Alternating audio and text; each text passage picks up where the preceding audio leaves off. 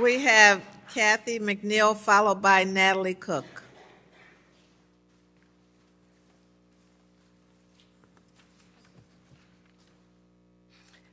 Netanyahu said he will not stop. Who here would not want to stop the killing, the bombing, the destruction, the violence, the takeover by those who believe they are entitled because what we gave them, they want more? Who's calling for hate? Not us, nor division, nor a panic, but an ongoing, thoughtful, decisive call for peace. All we are saying is give peace a chance. Let's see,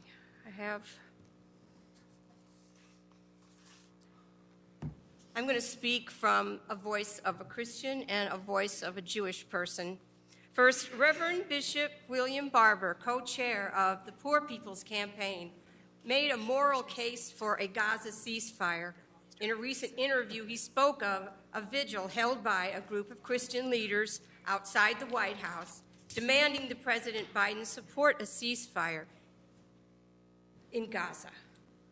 And they said then that we must all join forces with Jews and Christians and Muslims around the world who are calling for a ceasefire in Gaza and the safe return of all hostages and civilian prisoners and to stop the killing. To quote Bishop Barber from an article that he wrote about Hamas, I also challenge the apartheid state that the Netanyahu regime has had in Israel. We said then we must speak as one voice. Christians, Muslims, and Jews must say the indiscriminate killing of women and children in this war is immoral. If you look at Scripture in Isaiah 10, it is straight from text that Muslims, Jews, and Christians all agree on. It ought to be a framework for how we move forward.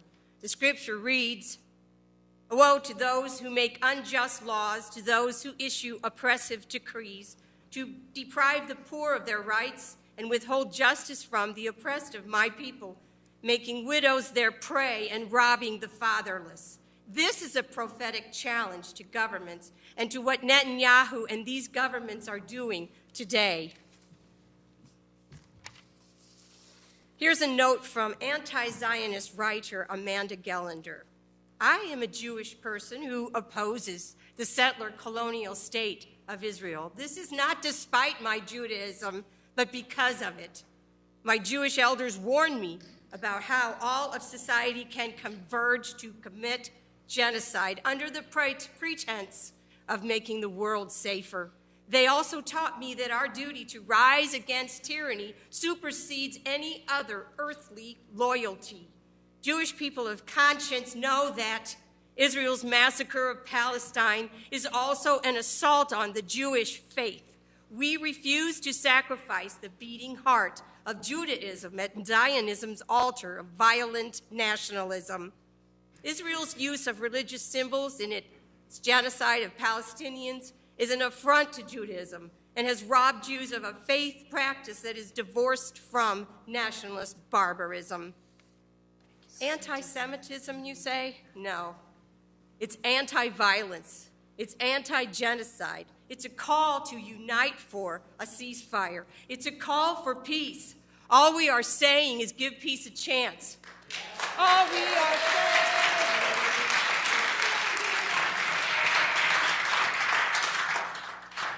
Next, we have Natalie Cook, followed by Lawrence Marchard.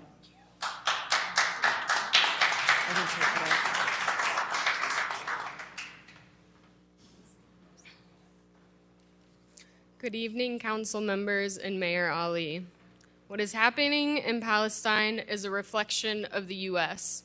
It is a reflection of the grotesque mistreatment perpetuated amongst indigenous people globally. And I speak this as we are standing on stolen land. Can you imagine being kicked out of your home, cut off from basic supplies, being starved and dehydrated? to witness mass murder and experience constant bombardment, displacement, and abuse.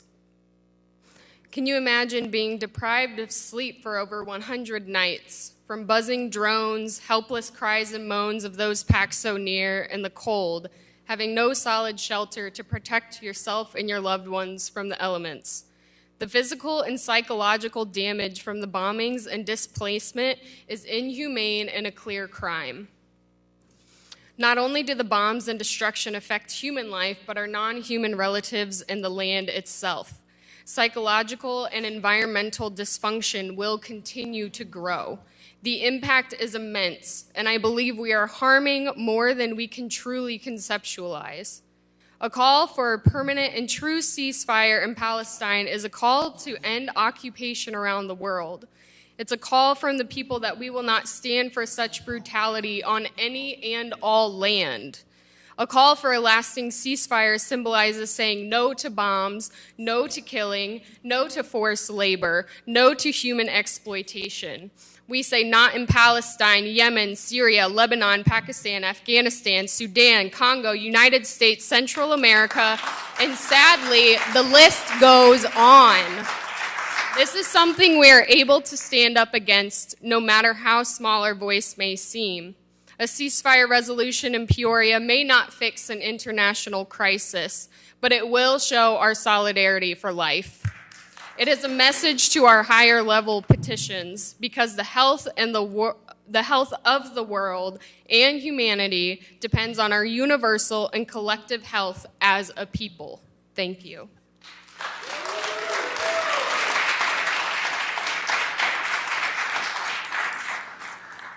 Next, we have Lawrence Mashard, followed by Iyad Assad.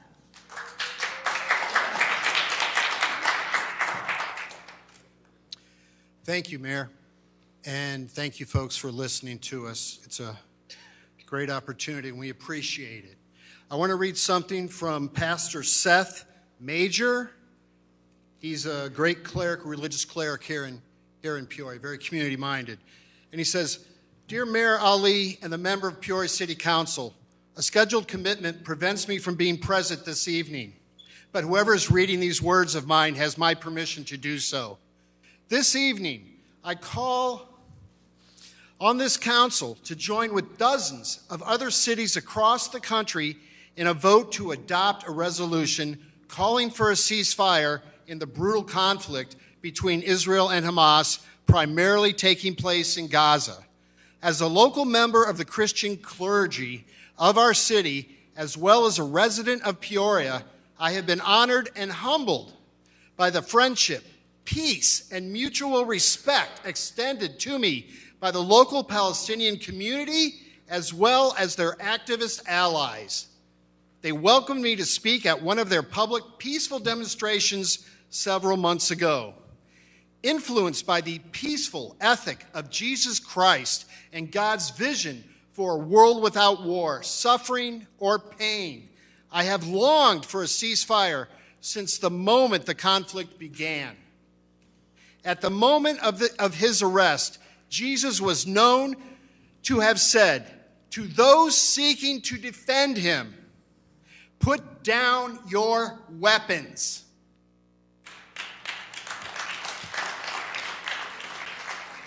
Since this moment in history, there has been a tradition of nonviolence within Christianity, although, like many in this country, there has been a warping of the words of Scripture to justify violence. To be clear, Jesus, our Lord and Messiah, wants no one to die. I would personally be discouraged if the council was ultimately unwilling to vote on the ceasefire resolution being presented to them. To avoid voting would be for you to avoid engaging in one of your central functions as elected officials. And to not vote in favor of the ceasefire would mean that you do not mind to see the death toll rise. Please listen to the words being spoken this evening with open ears and vote. Signed, Reverend Seth Major.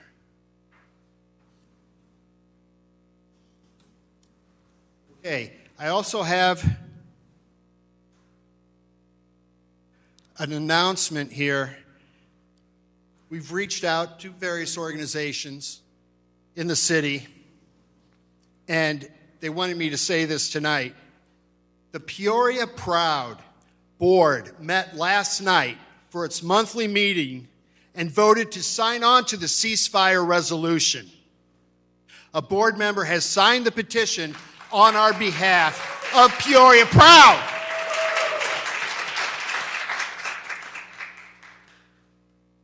These are important people in our community, like everyone is here, like these people, like these people, like these people.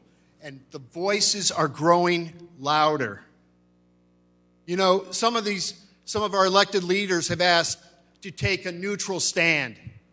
Archbishop Desmond Tutu said to take neutrality is to side with the oppressor. Do we all understand this? We cannot avoid this situation. You worried about division. Well, it's here. And let's deal with it in a calm, humane, rational way. One more thing. This is Black History Month. Does anyone, for 1 second, believe that Reverend Dr. Martin Luther King Jr., that C.T. Vivian, that Mark Clark, that them and many more legendary civil rights leaders, does anyone doubt for a second that they would not call for a ceasefire? Ceasefire now, do the right thing, adopt the resolution, and let's do your jobs.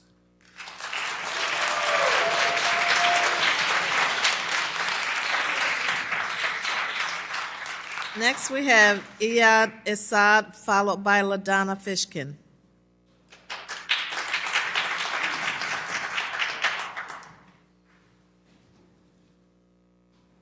Hi, good evening, everyone, and salam to everyone. I had a small speech. What I had written before I came up here, but I had to, after hearing a few things, I had to counter what they had said about the October 7. I asked, show us the pics, the videos that you claim about October 7 rapes and baby killings, which I know for a fact you don't, because I know Muslims represent, I know what Muslims represent, and true Muslims wouldn't do that. It's all propaganda for a free card, for a killing spree, but I can tell you, we have hundreds of videos of Zionist killings, innocent children in Gaza. Don't let Jewish Zionists tarnish the image of normal, God-fearing Jews and Americans. The worst part is when a group of people try to wipe out a whole nation and in the process play a victim. That's the worst part. The speech I have is, I would like to begin with the Palestinian conflict, specifically about the Palestinian genocide, which, by the way, is the most international humanitarian crisis currently that needs our dire attention now. Innocent people are dying that have nothing to do with the war between the two governments, which is basically Hamas and Israel. You don't have to be religious to defend innocent people from war crimes. As a matter of fact, you don't have to belong to any religion to know right from wrong. The blame game can go on forever. Roughly 45% of innocent Gazans are starving, while most people are just living their daily lives normally. The Gazans need our dire help. There are Gazans that are being displaced from their homes because of the bombs and now live in the streets with no water, food, or electricity. I'm sure no religion will approve of this kind of genocide. No matter what religion you follow, all I'm saying is be human and have a heart. If this kind of genocide were to happen upon Jews or any religion, by God, I would be the first to protest against it, which, by the way, a lot of respected Jews are doing. Please demand a ceasefire so the Palestinians and the real God-fearing Jews and Christians that live side by side in Palestine as they did for over 1,000 years before the Israeli Zionist government decided to take Palestine from Palestinians in 1948. If you really believe in humanity, you would stand up for what's right and do the right thing. Demand for ceasefire now.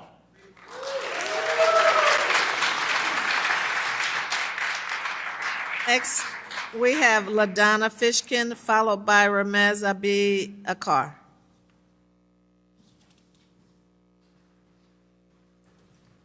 Good evening. Thank you to the City Council for allowing this opportunity to address the Council and the community. We all want to end the loss of innocent life. We all yearn for peace. We know that Palestinian civilians suffer, but a ceasefire that precludes the demilitarization of Hamas and doesn't return the hostages will only take us back to the same dangerous situation we had on October 7th.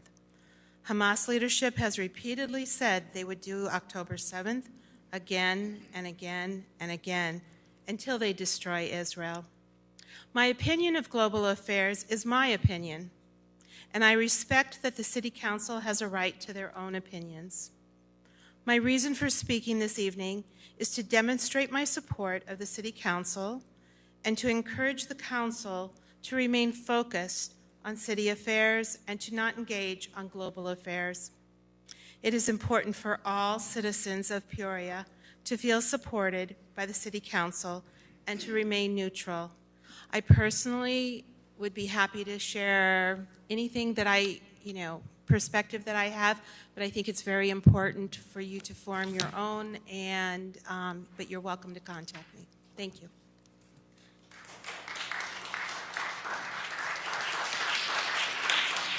Next, we have Ramez Abi Akar, followed by Hind Abi Akar.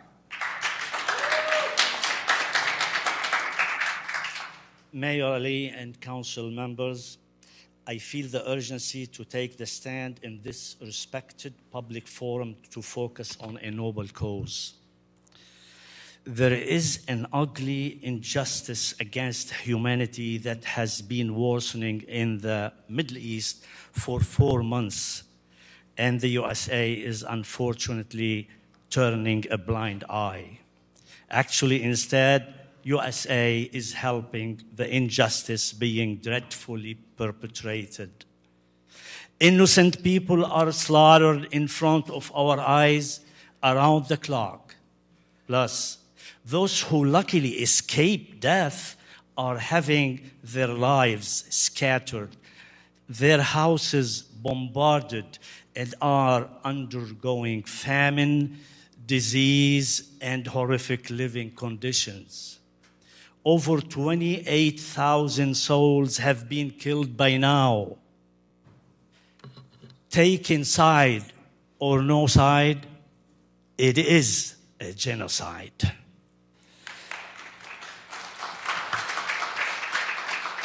What an irony. Palestinians have lived in their land for centuries, but alas, they are not at liberty to govern themselves. They've been brutally occupied by the army of another country and are deprived of their freedom.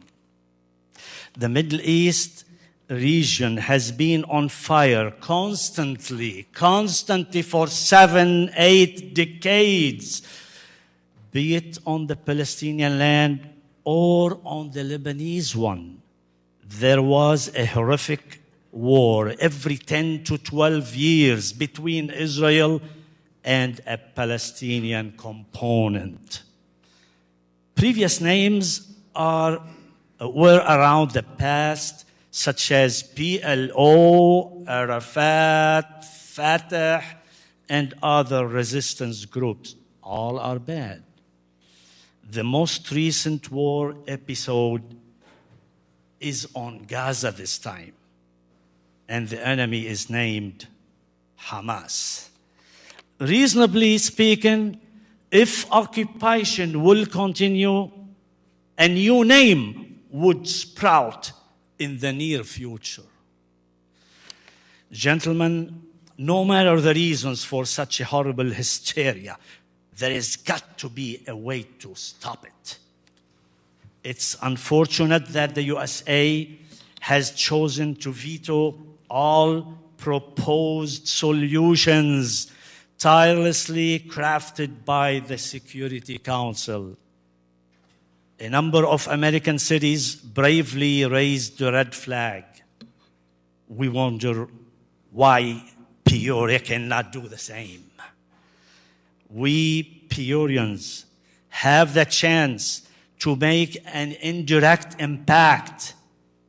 Otherwise, a passive action on this detrimental topic would strongly stamp Peoria as lacking the humanitarian touch.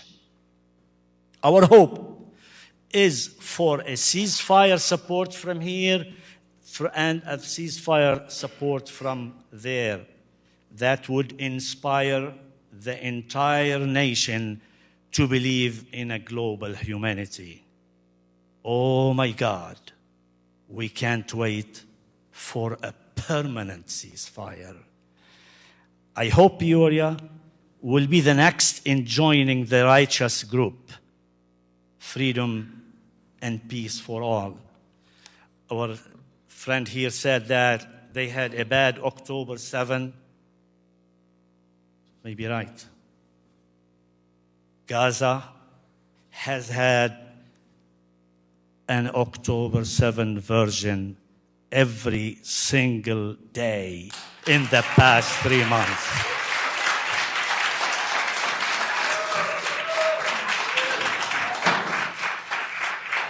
Next, we have Hind Abi Akar, followed by Suhail Ahuar. Good evening, Madam Mayor, council members. I am a long-time resident of Peoria and a member of Peoria Coalition for Palestine. We are here to ask you to support a ceasefire resolution in Gaza. A ceasefire to give an injured toddler the chance to be stitched or amputated with anesthesia, to give a baby a chance to drink clean water, to sleep without the terrifying sounds of massive bombs exploding nonstop, without the heart-piercing sounds of fighter jets diving to bomb their homes, to give a father the chance to dig up his children from the rubble of their house where they died most excruciating slow death, a house that has not been destroyed by force of nature, but by a superpower deliberately acting to decimate everything the people in Gaza have built with their blood and tears. In this country, when few school children are senselessly shot and killed in their school, the whole country, all of us, 334 million, are horrified.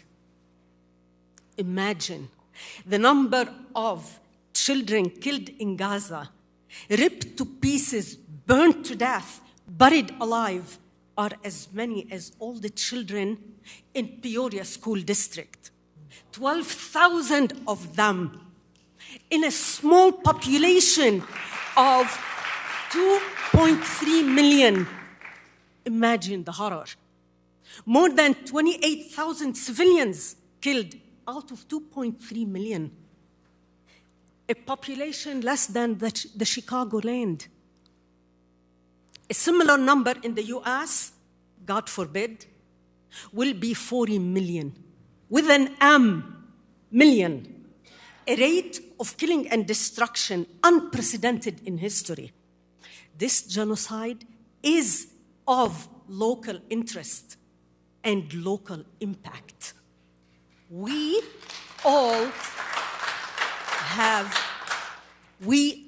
have paid for every bomb, every bullet, every bulldozer used to destroy any semblance of life and to annihilate the population of Gaza.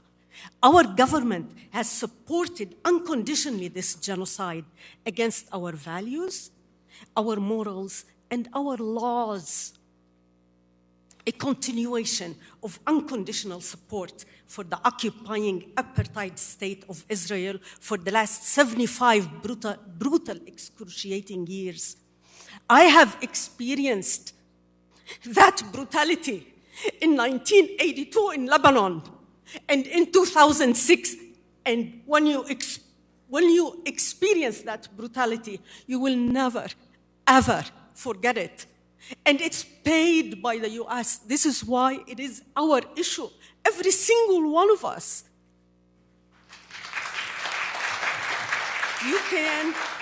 You can choose to say, I want the genocide. I don't care about the genocide. I want it to continue, unabated, no consequences, no red lines. Not speaking up is calling for a ceasefire, is saying yes. There is no third option. Please, be brave and don't be intimidated by a loud extremist minority. We here are the majority. And we want you to be our voice and the moral compass for this country. Say loud, clear, and proud, we stand for a durable ceasefire. Let it play in Peoria. Thank you.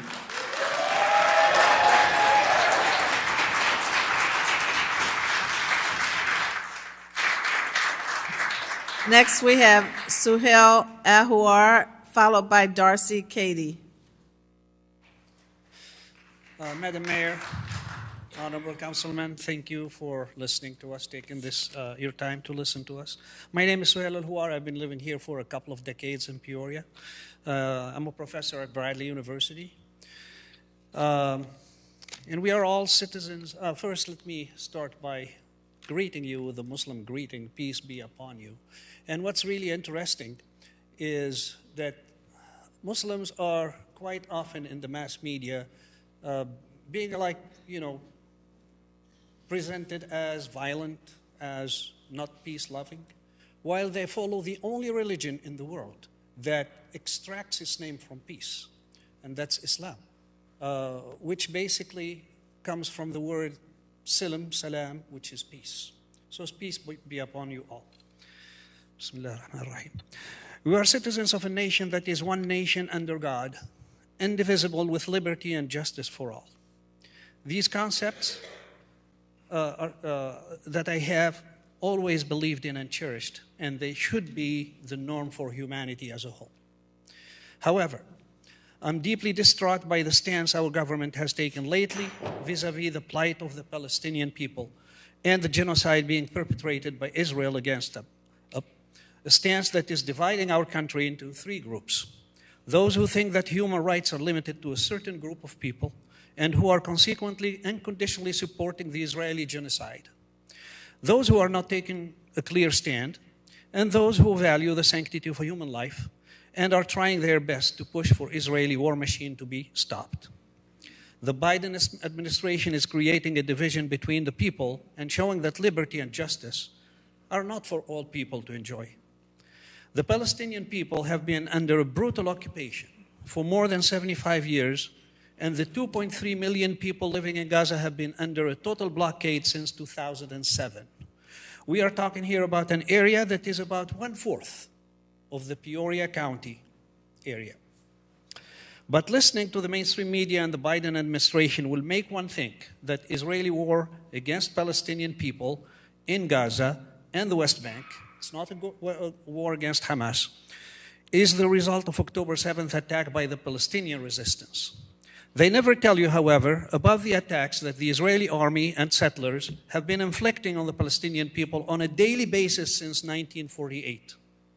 They tell you about the 240 prisoners that were taken by the Palestinian resistance. And again, it's not just Hamas, there are many factions. But they never tell you about the more than 5,000 Palestinian civilians, including women, and more than 1,500 children that are being held hostage by Israel without any charges and in the direst conditions. Did anyone ask themselves where the more than 300 Palestinian women and children who were released by Israel in exchange for the Israeli women and children came for and why they were being held by Israel in the first place? Our president and others in his administration repeated lies, and we heard some lies here on this floor today, were presented by Israel as facts to justify the brutal war being perpetrated on the Palestinian people. We know now that the only beheaded babies are those who were beheaded by Israeli bombings of heavily populated civilian areas. We saw videos and pictures of them. And the only women that were assaulted are those who were assaulted by Israeli soldiers in the streets of the West Bank and the Israeli jails. And these are very well documented in many various organizations, including some Israeli peace-loving people's organizations. We now know that Mohammedani Hospital and Associated Church were bombed by Israel, not by a stray rocket from the resistance. And yes, there are Palestinian Christians living in Gaza. We now know that there were no control and command centers in the Shifa Hospital, and that the famous list was just a calendar with the names of the days written on it, not the names of guards, of hostages. The war on the Palestinian people has been going on for more than 75 years, and it's got to stop. This war, like the ones before it, will not bring peace. Only peace brings peace. Isn't it enough if more than 28,000 people, including more than 12,000 children and more than 8,300 women, have been killed? Isn't it enough that more than 68,000 people, including 8,700 women and 6,400 children, have been wounded? Isn't it enough that 7,000 people are still missing under the rubble? 36,000 residential units destroyed, 382 educational facilities, 11 of 35 hospitals only remain functional. And the list keeps going. Consider this. Every hour in Gaza, 15 people are killed, with 6 being children. 35 people are injured. 12 buildings are destroyed. Palestinians had nothing to do with the Holocaust, but they are living a Holocaust right now. It's not a question of being liberal, conservative, Democrat, or Republican, or even an anti-Israel. It's a question of either being on the side of humanity or against it. You either have humanity in you or you don't. If you ask to have the courage to join a number of other cities in the U.S. to pass a resolution for an immediate ceasefire in Palestine, that is in Gaza and in the West Bank. Thank you for your time. Sorry for going over time.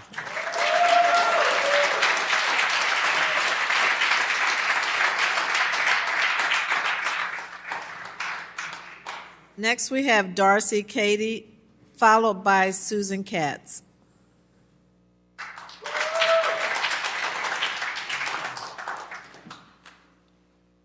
Good evening, council members, Madam Mayor, Dr. Ali. Thank you for hearing our concerns tonight. I would like to address everyone in the room to take a moment and that we respect the distinguished council and this space where we display a freedom of speech. It is a tremendous honor in this nation that we have the ability to do so. It deserves to be honored. Truth will prevail. I have struggled to put my thoughts into words leading up to today. I am here to request a ceasefire resolution be taken to a vote by the council. I ask this of you because of the humanitarian crisis and genocide taking place in Palestine. Before asking this of you all, I had to first ask myself, am I taking the mail to the right address? And then, is what I'm asking the council to do reasonable given their role? And I feel the answer to both at this time is yes. While we are requesting a ceasefire resolution to be voted on and supported by multiple government officials, multi-government levels. As a local grassroots coalition, it makes sense that we should start by taking our concerns to local leaders and all of you on City Council. Furthermore, what I and other ceasefire supporters are asking each of you to do is reasonable given your role because of the direct ties that tax dollars from local citizens have in funding the humanitarian crisis currently. I am well aware that each of you were voted into your roles based upon how you could help the community locally, and international diplomacy in this space will feel like a reach. But that's not what I am asking of you. What I am asking, by having a ceasefire resolution taken to a vote, is that you serve the best interest of the community locally by openly supporting what we, the community, do not want our local tax dollars going towards. We do not want to support a humanitarian crisis. The loss of life is horrifying. 30,000 plus Palestinians killed since October 7th. Innocent people, and that is who I speak for. Innocent people. Palestinians bombed in the north, and then fleeing further south to Khan Yunis, and later Rafah. All while being shot at while fleeing violence and carpet bombed, being killed and maimed on the way to their next refugee camp. One of the most disturbing things about this is that, Israeli forces want innocent Palestinian civilians to leave an area, so they drop leaflets from the sky, telling them to take to the road what direction to flee and leave by a certain time, such as sundown or the next day. In principle and in theory, this sounds reasonable. What proceeds to happen is not. They are shot and carpet bombed along designated passageways to the next destination. Why would the Israeli military be killing people in an area deemed safe, that they designated openly as safe, both passage and for arrival? Why is the Israeli military killing journalists and medical staff at unprecedented rates daily if their only goal is neutralizing a terrorist threat? Every single doctor cannot be a terrorist. Every single journalist, 135, cannot be a terrorist. You do not police truth and the people who potentially reveal it unless you have a motive, which is to sequester it, to kill it. Every single innocent child cannot be a terrorist. At some point, we have to acknowledge collectively as a community, as a whole, that what is going on defies logic and is inhumane. Or else, what do we stand on as a community, as a people? I am asking that each of you on the council exercise your privilege as individuals selected by the community for your wisdom, foresight, and leadership to please support a ceasefire resolution, to please account for the local impact of an international crisis that therefore gives you just cause to represent your community on this matter. Thank you. Ceasefire now.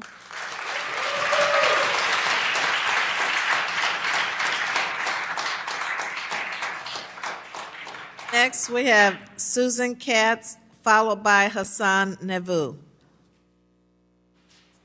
Mayor Ali and council members, there's a lot here to unpack tonight, and I want to thank you for giving me the opportunity.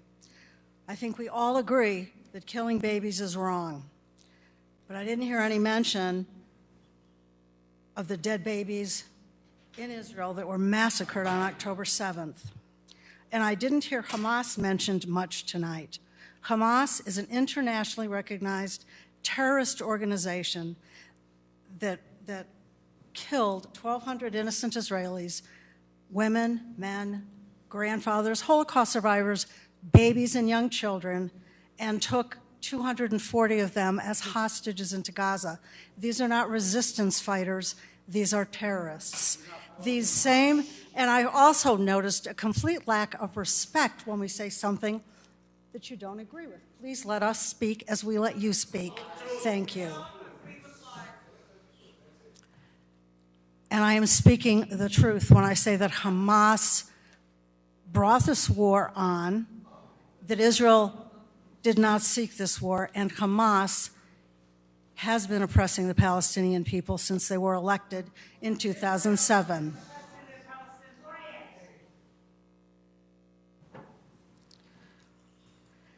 And yes, there is proof of the massacre. And I could give anybody the website who's interested. It is horrific, absolutely horrific. I couldn't look at it. It reminds me very sadly when I hear people deny what happened on October 7th, the way people in this country reacted to Holocaust survivors when they came over after World War II. Many of them started to speak about what happened to them in the camps, and people absolutely denied it and didn't believe that it happened, and they shut down. And we found that the Nazis had documented everything just as Hamas did. So we have documentation, we have proof. The war is with Hamas, not with the Palestinian people. We grieve the deaths. Hold it, Ms. Katz, please stop. Anybody who talks when someone else is up speaking, I'm going to ask security to remove them. The deaths on both sides. War is horrible, and we'd like to see it end. But until it ends with Hamas returning the hostages and becoming demilitarized, Israel will face October 7th again and again and again, and they cannot do that. Well, they have a responsibility to defend their citizens. That being said, and there's so much more, because I cannot address all of the pieces of information that I feel were incorrect that were presented to you tonight.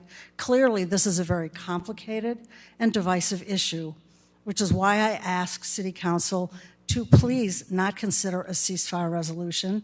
This is beyond what we can fix. This is beyond City Council's mission. This will further divide your community, which is already, as you see, divided. I pray for peace. I think we all pray for peace, but I don't think a ceasefire resolution by the Peoria City Council is going to get us any closer to peace. Thank you. We have Hassan Navu, followed by Malik Ahmed.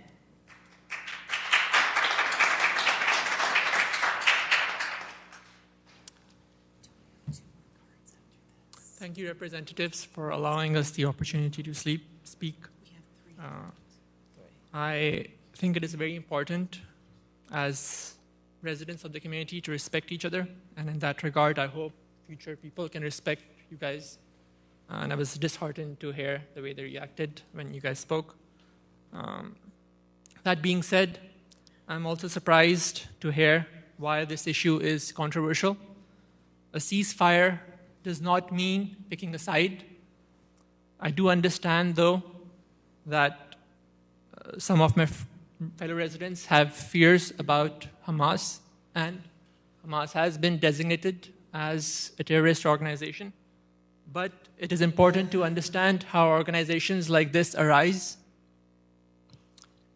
If a child has seen their parents, their siblings, their grandparents all killed, and they grow up in an atmosphere where they do not have any opportunities, how can you expect that person to become anything but an extremist? The US has personally experienced this through our 20-year adventure in Afghanistan. We did not defeat Afghanistan or the people over there by bombing them out, because what you do is create a next generation of terrorists. After the US defeated Germany in the First World War,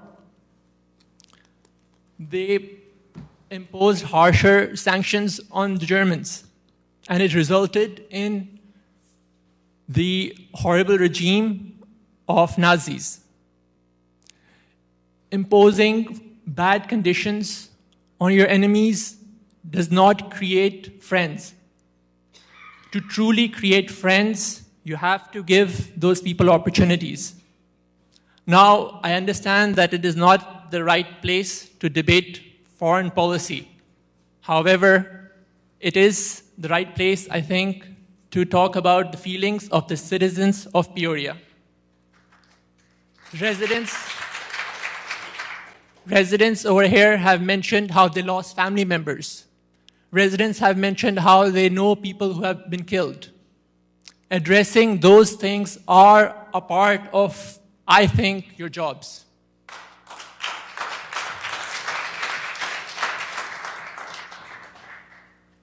Therefore, I hope that in the land of Lincoln, in the person who pursued freedom for other people, that you sign on to this resolution as a symbol for what Peoria stands for. We cannot delegate foreign policy just to the federal government. Peoria, like other small cities, can constantly not be ruled over. We have to show that we have a voice. And by signing on to this resolution, that is what we will do. Thank you. We have 3 more speakers. The order is Malik Ahmed, Jonathan Voto, and Keisha Hess.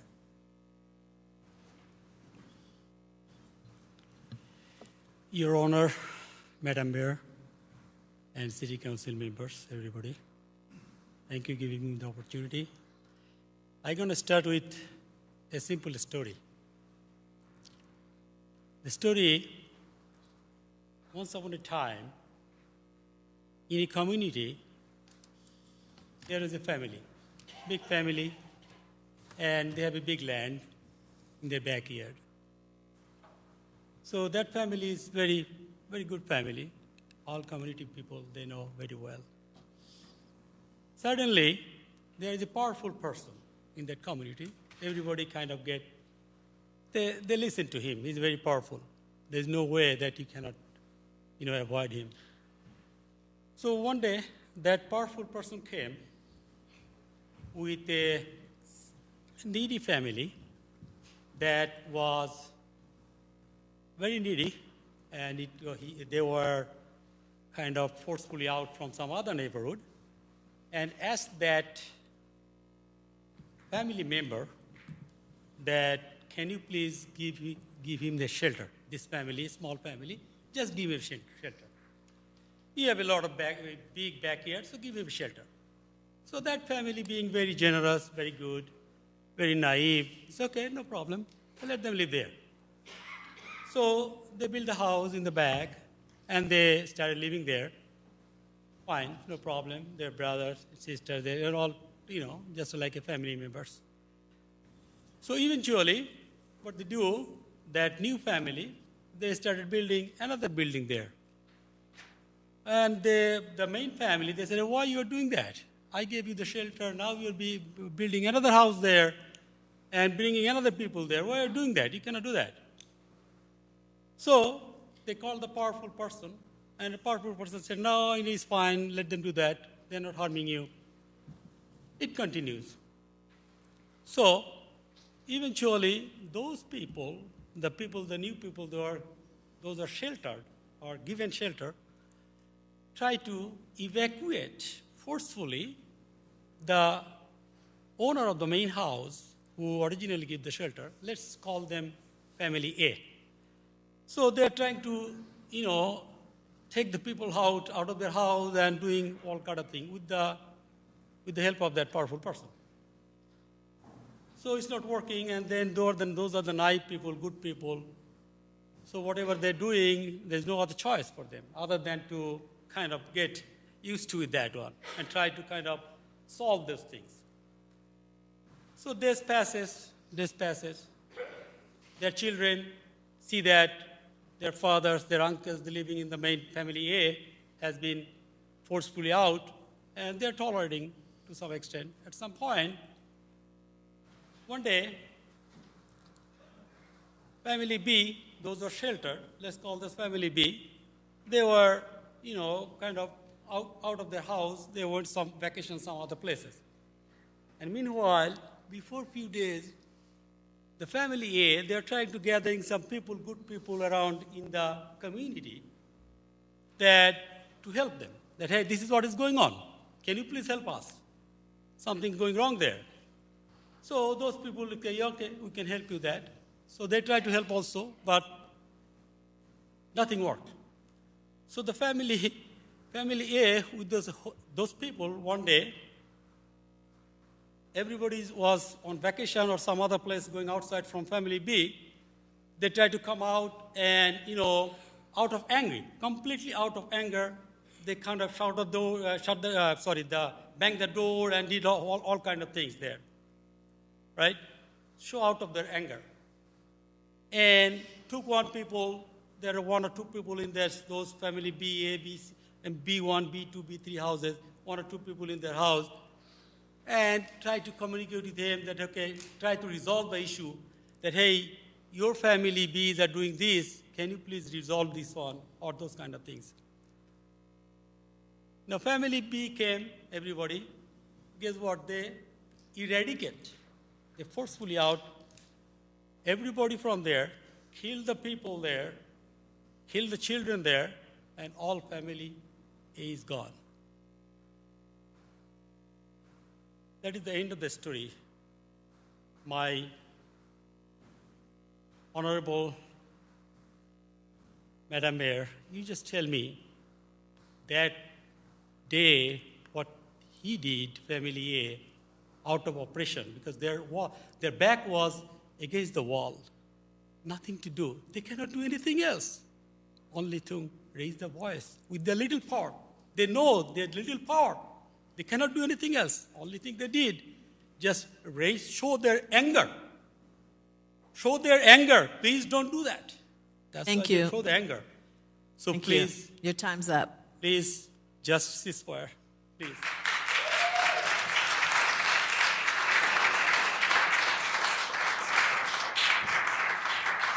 Next, we have Kashan. Excuse me.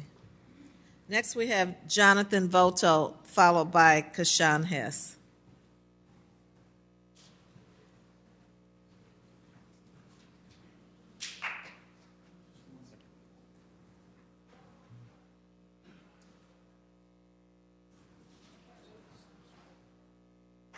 One more speaker, I think. I kind of want to keep it specific and pointed. April 2023 was the last city council election for the at-large members, I believe, just the at-large, if I'm correct. Maybe I'm not. But I do remember voter turnout was about 16%. It put Kelly, Euler, Vespa, Gordon Young, I think you're at-large. I'm pretty sure. I think those are all the at-larges. I'm not sure. It put a few of you here at 16% voter turnout. 2021, that election for the districts and for mayor, had on average, I think it's 17% voter turnout. Mayor, your margin of victory was 43 votes. Graham, you beat Kobach by like 200, 250 maybe. I think Riggenbach, you had a much healthier or much safer margin of. It was larger. I don't remember what. Alan, you ran unopposed. Didn't even have to sweat. I bring this up because I think you should consider by what mechanism are you here? Which Peorians put you here? When you say that you are here for the Peorians, what do you mean? Because it looks like you are here for some Peorians, a few Peorians. I don't think we should be clapping, because a part of this, I don't know which camera to look at, but there's a camera. Is it that one or is it that one that leads to YouTube and to TV or whatever? Where is everybody? If the other 70,000 eligible voters knew that they could be as involved in local politics as they could be, would any of you still be here? And would we be doing this tonight? Or would there be people here who would have known well enough after 30,000 dead civilians that they could push the needle as to what the public opinion is?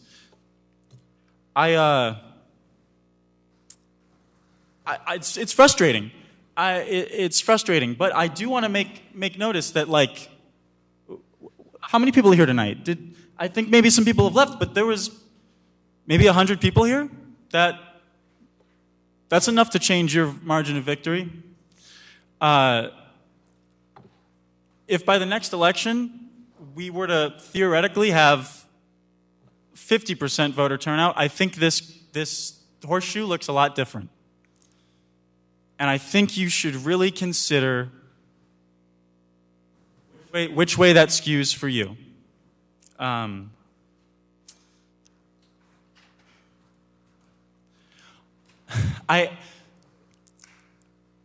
respect all of you. I don't dislike any of you personally. I don't know any of you. But politically, collectively, I think this horseshoe is garbage. I constantly have, I watch every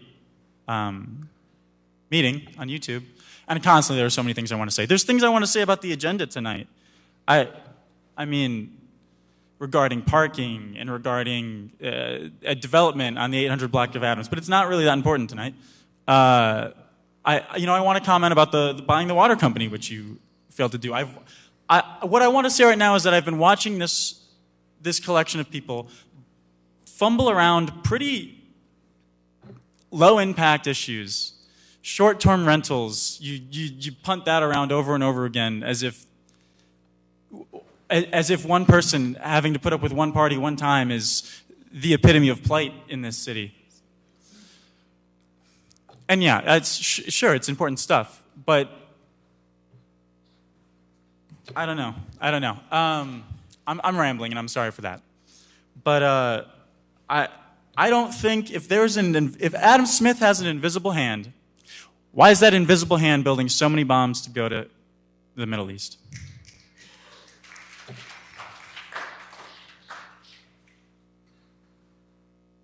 "19 seconds, ceasefire now."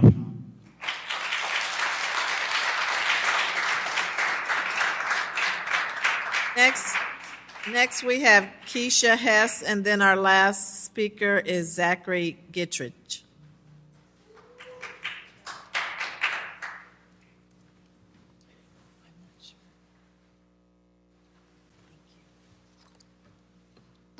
Hello, my name is Keyshawn Hess.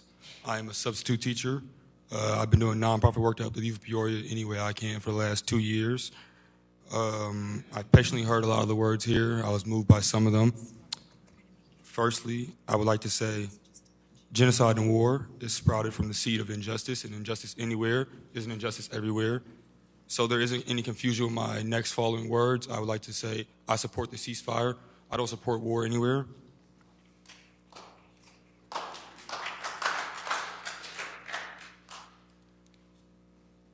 I'm here to talk about the injustice in Peoria. I simply want to ask the people behind me. A lot of you have said you guys are the voice of Peoria. I would like to know, where is this outpour and all this clamor when many children in Peoria die from gun violence and other types of violence?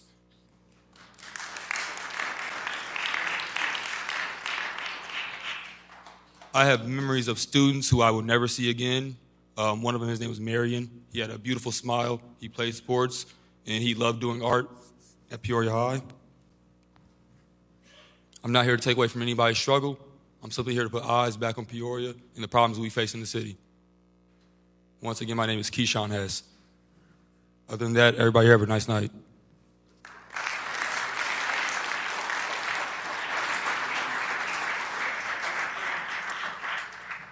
Zachary Gittridge, followed by Celine Corley. Hello, I'm Zachary Gittridge. And here we are in the United States of America, where we're all equal. I'm equal to my dear friend Andre. I'm equal to my dear friend Zach. I'm equal to my dear friend Riggenbach. I'm even equal to Mr. Growth over there. And that's what the ceasefire actually calls for. It is about equality. It says Hamas needs to stop and Israel needs to stop. It says Hamas needs to release its hostages and Israel needs to release the 8,000 Palestinian hostages that it has. And I heard a Zionist recently said they're not hostages, they're prisoners because they were convicted of, they're criminals. Remember, the Palestinian hostages were put through sham military tribunals, no objective judge, no impartial jury, just a bunch of racist IDF soldiers judging on them. And by that logic, Hamas could do a whole bunch of sham trials on the hostages they have, and then they would be prisoners. They would be legitimate prisoners according to what the Zionists say. And I started this by pointing out that we're all equal, because I believe we're all equal. Everybody here believes we're all equal. But the Zionists don't believe that they're equal. They're a special people. They're God's chosen people. And because they are better than all of us, they don't have to follow our rules. They don't have to follow international rules at all, because they're better than the rest of us. I don't believe that. I believe we are all equal here. I have to follow the same rules as everybody else here. And I uphold that. It's fundamental. But they don't believe that. They are a people unlike any other people. And therefore, they're allowed to do whatever they want. No matter how many children are murdered, no matter how many innocent hostages that they take, women, children that have actually been verified that they were sexually assaulted and raped in Israeli torture dungeons. And that's what this ceasefire says. This ceasefire supports equality. People that oppose the ceasefire don't. They don't support equality. They support the continuing idea that somehow they're superior to everyone else, and they don't have to follow anybody's rule. They don't have to follow international rules. They're allowed to do whatever they want because they're special, and that guarantees that they can simply do more. And there's not going to be any consequences for them. And it's very unfortunate.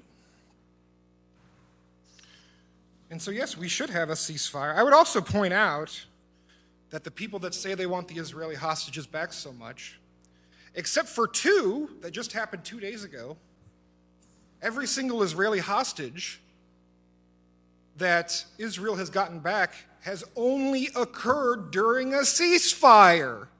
That's it. That's the only time they've ever gotten hostages back, except two just a couple days ago. In fact, there were 3 IDF soldiers that were kidnapped by Hamas that the IDF then murdered when they were trying to escape. They had no shirt on. They're yelling in Hebrew. They got a white flag. But the Hannibal Doctrine, which is an Israeli doctrine that basically says you can do anything you want to prevent any Israelis or IDFs from being taken hostage, including killing them, the Hannibal Doctrine says, well, we might as well, they killed their own people. It's terrible. So common sense would say, well, a ceasefire, based off of all the evidence we have, is the singular best way to get Israeli hostages back. Because it's the most effective. They got the most hostages back by then. And in fact, there have been recent ceasefires presented that would release all the remaining Israeli hostages and at least some of the 8,000 Palestinian hostages. I mean, it would be completely disproportional, but that's because the people that believe that they're better than everybody else don't view the Palestinians, they barely even view the Palestinians as humans as it is. So, of course, you can trade 1,000 Palestinian hostages for one Israeli hostage, because maybe you're starting to get equal then. So for those reasons, you should support a ceasefire. Thank you.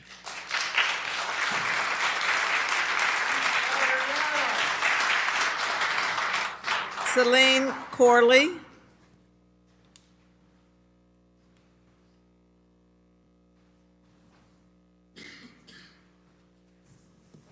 Thank you, Council and Madam Mayor, for allowing us to talk tonight.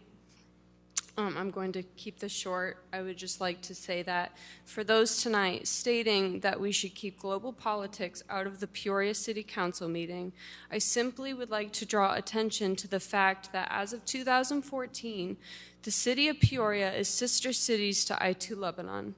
Lebanon, who is neighbors to the people of Israel and the Palestinian people. Lebanon, who is taking in nearly 500,000 registered Palestinian refugees, 500,000 people, children, and women fleeing for their lives. It is important to remember this sister city that we share, and as Lebanon takes in more and more Palestinian refugees, it is important to remember that because of this relationship that we have with Lebanon, this war does affect Peoria as well. I come forward today as a citizen of Lebanon and a citizen of the United States and a citizen of Peoria.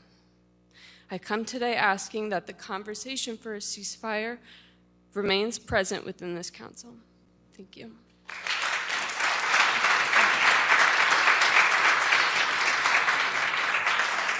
Our final speaker is Alyssa McMillan.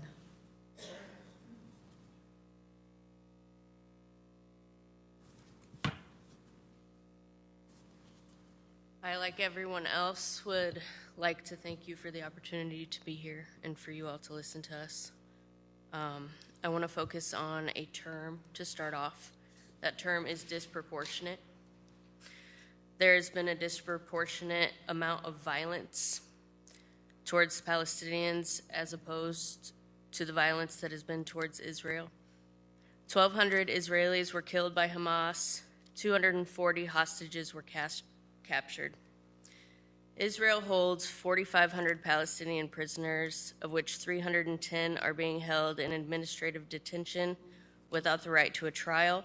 Many women, many are children. There's also disproportionate coverage. While some outlets are getting a little better, many mainstream news outlets are being disproportionate in the details they are providing in what has happened to Palestinians as compared to the details pertaining to the Israelis and the IDF. There's been a disproportionate use of compassion towards the victims, whether they be from Israel or Palestine, in terms used to describe people and the things that are happening to them. News agencies are referring to young Israelis as children, whereas Palestinians are referred to as minors. The words we use are incredibly important in showing humanity to all humans. And without access to independent sources, we would gather from the disproportionate coverage, as mentioned before, that October 7th, 2023 was the beginning of the struggle between Palestinians and Israel. Though in 1948, the Nakba, which I've learned is an Arabic term for catastrophe, occurred with the mass displacement and dispossession of Palestinians of their land during the Arab-Israeli War.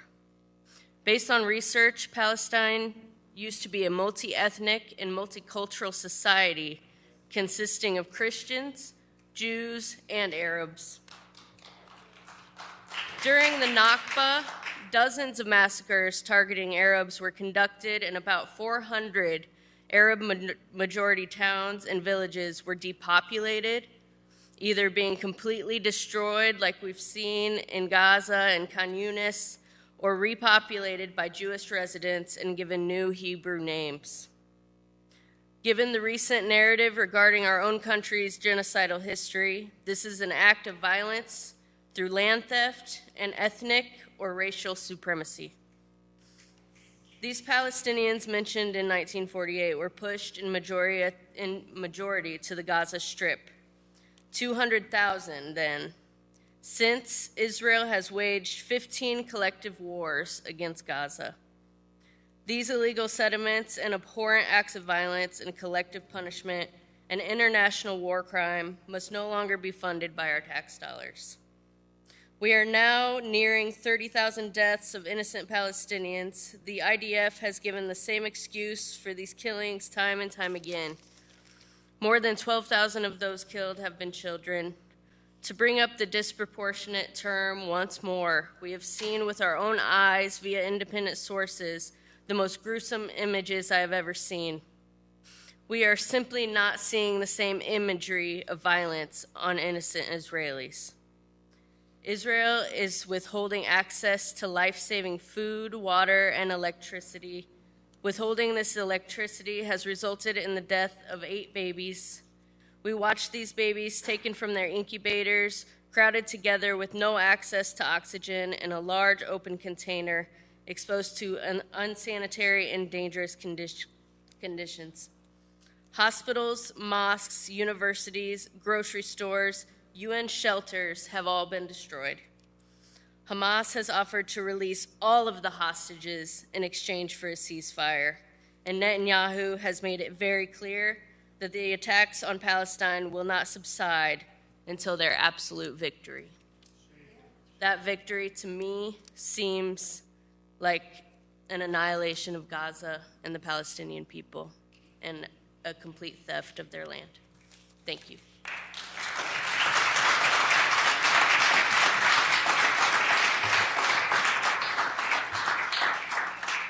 That concludes our public comment for tonight, and I just want to thank everyone for coming out and expressing your heartfelt expressions. You took your First Amendment rights to this podium, and you let us know your views. They're not all in agreement, but you let us know your views. So I thank you for that.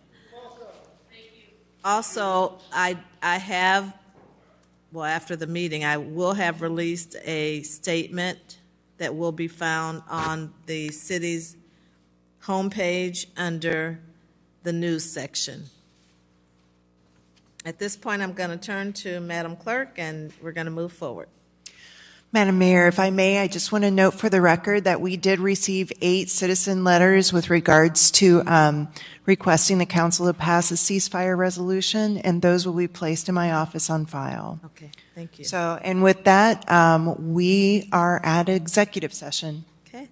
I would like to invite a motion to adjourn and to convene in closed session immediately following the adjournment of the City Council meeting pursuant to the Open Meetings Act 5 ILCS 120/2C11 to discuss the pending and probable or imminent litigation and pursuant to the Open Meetings Act 5 ILCS 122C21 for approval by the body of closed session minutes. Moved by Councilman Euler, seconded by Councilmember Gordon Young. Corporation Counsel Hayes. Yes. Did you want to say something? No, ma'am. Oh, okay, your light was on. Sorry. Please cast your ballots. Thank you for your service.